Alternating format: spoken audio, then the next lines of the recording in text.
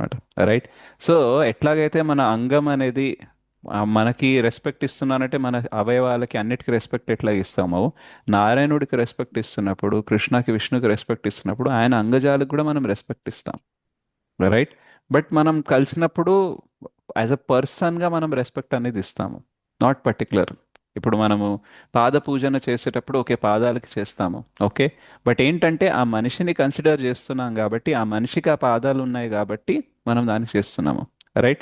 వాళ్ళకి వడ్డిస్తున్నప్పుడు లేదా ఇంకేదైనా సేవ చేసేటప్పుడు చేతులు నొక్కుతున్నప్పుడు, సో దేని దేనికి ఎక్కడెక్కడ ఎట్లాంటి సేవ అందించాలో అట్లాంటి సేవ, ఎక్కడెక్కడ ఎట్లాంటి రెస్పెక్ట్ ఇవ్వాలో అట్లాంటిది ఇస్తామన్నమాట. Right.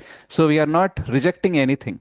Right. But we know what to respect, when to respect, how much to respect, దేనికి ఎంత మనం చేయాలనేది క్లారిటీ తెచ్చుకుంటాం అనమాట. సో అలాగే దేవి దేవతల్ని మనం ఎప్పుడు విరోధం చేయము, వాళ్ళ ప్రాసెస్ని విరోధం చేయము.